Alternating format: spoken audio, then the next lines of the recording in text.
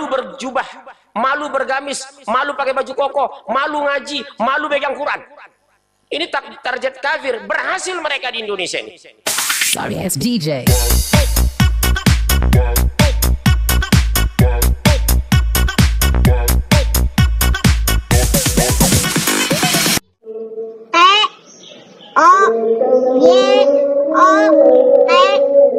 Dibaca mobil.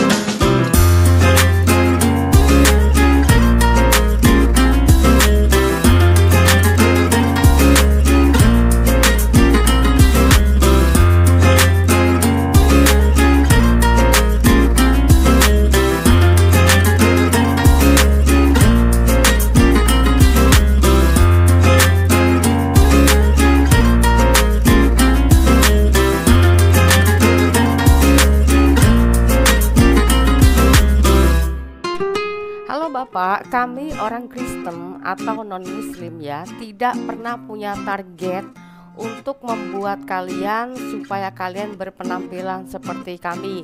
Karena bagi kami, tampilan itu tidak ada gunanya, melainkan iman, percaya, dan mengikuti teladan Kristus, supaya setiap bangsa itu bisa menjadi murid Kristus. Jadi yang diajarkan Kristus kepada pengikutnya adalah bukan kemunafikan yang dibungkus dengan tampilan, tetapi ketulusan yang didapat oleh pengajaran Yesus Kristus sebagai dasar kasih. Bagaimana hukumnya musik dulu kan? Saya katakan haram. Dalam Al-Quran adalah awal hadis. Ya, surah 26 ayat 31 ayat 6 dulu kan. Dari mana musik itu? Dari gereja. Gereja saja pun boleh musik setelah abad keempat. Sampai abad keempat musik itu haram bagi Kristen. Tapi ketika pasturnya jalan ke Jerman, dilihat isi Injil itu diterjemahkan jadi liturgi, jadi kor. Apa kata pastur? Kalau kita pisahkan mereka dari musik, mereka akan keluar dari Kristen. Sudah, kita jadikan musik bagian ibadah Kristen. Makanya sekarang mereka nyanyi, Pak. Kasihnya seperti sungai, kasihnya seperti sungai. Haleluya, puji Tuhan. S U Z U K I. baca Helm. Situmorang ini ya mengatakan bahwa musik adalah haram, difatwakan sesuai dengan dalil Al-Qur'annya. Nah, artinya umat Islam harus sepakat bahwa musik adalah haram menurut orang yang memiliki ilmu dan dipercaya untuk berdakwah di hadapan sejuta umat ya. Lalu kedua, Situmorang mengatakan ya musik itu berasal dari gereja. Ya, itu menurut Situmorang ya. Walaupun faktanya musik itu sudah ada di ribuan tahun yang lalu pada zamannya Daud. Makanya Daud itu banyak sekali memakai syair-syair pujian, nyanyian.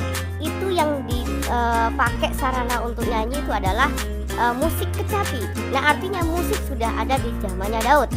Lalu saya membuat pemahaman mengenai tentang Mazmur ya. Mazmur dalam pengertian Kristen itu berbeda saudara Islam. Kalau di dalam Mazmur, kalau di dalam Alkitab maksud saya ya, Mazmur adalah nyanyian atau syair puji-pujian kepada Tuhan yang dahulu biasa dilantunkan dalam ibadat-ibadat di bait suci dan juga upacara-upacara kerajaan pada masa Israel kuno ya. Artinya Mazmur atau nyanyian atau musik ya, itu sudah ada di zaman peradaban Israel kuno, yaitu zamannya Daud ya, Raja Daud ya. Dan berbeda pula tentang pengertian Mazmur di dalam Islam yang disebut adalah Zabur. Zabur di dalam Islam tidak memiliki arti yang sama, dikarenakan Zabur di dalam Islam itu memiliki arti sebagai kitab suci dan bukan nyanyian. Nah, disinilah letak dari kesalahpahamannya. Jadi sangat terlihat bahwa si Tumorang adalah orang yang suka ngarang, yang dimana dia berusaha membentengi umatnya supaya tidak murtad. Makanya dengan getolnya dia setiap kali ceramah selalu mengarang-ngarang cerita, membuat cerita-cerita supaya orang itu tidak murtad. Begitu ya. Inilah pengertian dari seorang Munsir Situngarang. Al-Quran dinyanyikan, salawat dinyanyikan, istighfar dinyanyikan, kalimat talbiyah dinyanyikan pakai musik. Itu mengikut Nasrani. Ustadz yang di luar sana bilang ini musik Islami. Kapan musik masuk Islam? Pernah nggak musik mualaf?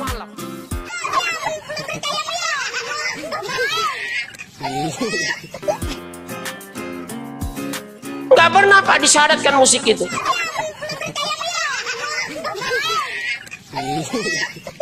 Gus Dur saja pun tidak bisa melihat. Ketika dengar musik, tangan mulai bergerak. Iya Pak.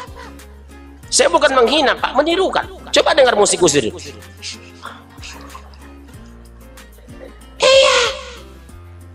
Benar, coba lihat. Begitu luar biasa musik. Yahudi itu mengintai. Umat Islam tidurkan dengan musik. Musik tidak dihafal pun anak-anak hafal. Sementara Al-Quran dihafal pun hilang. Sorry, it's DJ. Aduh Bapak ini kok benci banget ya sama orang Yahudi ya. Bapak ingat ya tokoh-tokoh sejarah yang tercatat di dalam kitab Bapak itu tokoh-tokoh Yahudi Pak ya. Jadi kalau misalnya benci sama Yahudi jangan kelewatan. Nah di sini sudah jelas kok ya teman-teman ya, bagaimana dia menghina Gus Dur dengan menyatakan saya tidak menghina, tetapi saya mengikuti. Nah dengan hal seperti itu teman-teman bisa melihat ya, apakah ustadz seperti ini bisa menjadi panutan ya. Pertanyaannya adalah orang yang mengikuti dia apakah waras gitu, itu pertanyaan saya. Tentang setan telah ditetapkan bahwa siapa yang berkawan dengan dia maka dia akan menyesatkannya. Bu, barang siapa yang berteman dengan setan pasti dijamin Allah loh, pasti menyesatkan. Mas. Ya, sangat dijamin menurut Al-Quran ya. Dalam surat An-Nahl ayat 93, saudara bisa perhatikan ya. Terjemahan Kementerian Agama mengatakan begini, dan jika Allah menghendaki, niscaya dia menjadikan kamu satu umat saja, tetapi dia menyesatkan siapa yang dia kehendaki dan memberi petunjuk kepada siapa yang dia kehendaki. Tetapi kamu pasti akan ditanya tentang apa yang telah kamu kerjakan. Kalau begitu, jika umatnya tidak dijadikan satu menjadi satu umat, yang lainnya itu disesatkan oleh Allah. Artinya penyesatan itu dilakukan oleh setan menurut si Tumorang, dan ternyata di sini dibuktikan justru Allahnya sendiri yang melakukan penyesatan. Kamu tahu nggak? Kenapa semudah itu kena bisikan setan? Karena mempengaruhi manusia tidak vulgar, tidak kasar, tidak keras, lembut, halus. Iya Bu, setan itu menggoda Adam halus sekali. Dia tidak kasar, tidak vulgar. Makanya di Indonesia ustaz-ustaz lembut itu disenangi. Betul kan? Ustaz lembut itu coba di televisi itu paling disenangi ustaz lembut. Tapi begitu ada ustaz tegas bicara hadis, Dr. Rashid dicoret dari TV One. Ada ustaz tegas bicara tafsir, Ihsan Tanjung dibuang dari Antv. Mereka curhat sama saya. Saya udah diusir Pak Munjiri, kata Ustaz Dr. Rashid. Tegas dia bicara hadis. Maunya mereka Ustaz itu cengengesan, serba boleh, pakai musik. Lihat TV One itu. Makanya saya diminta di sana, saya nggak mau. Kenapa? 10 menit masuk musik, 10 menit masuk musik. Yang nyanyi wanita. Sore itu kan aurat. 10 menit ceramah masuk iklan. Iklannya sabun, busana dibuka satu-satu. Ya kan iklan sabun itu. Orang sudah tahu kok sabun untuk mandi, nggak perlu buka busana di televisi itu. Membuat bapak-bapak, gitu. Setan dalam pengertiannya Ustadz Situmorang adalah kalimatnya suka memakai kalimat lemah lembut, bisa jadi ya, tapi kan macem-macem, namanya juga setan ya. Dia terkadang dia menyatakan kebinasannya ya kan, dia teriak-teriak, itu juga setan ya. Lalu dengan buayan tapi penuh penyesatan, itu juga setan ya. Tetapi tidak bisa diartikan setiap perkataan yang santun itu semuanya diartikan sebagai setan ya. Walaupun kita tahu cara setan membujuk Adam di Taman Eden itu ya juga dengan cara halus, tetapi poin yang terpenting adalah di situ bukan masalah tentang kata-kata halusnya, tetapi poin yang terpenting adalah membelokkan pengajaran dan kehendak Tuhan, atau larangan yang sudah dilarang oleh Tuhan tetapi dibelokkan sama setan diperbolehkan, seperti itu ya.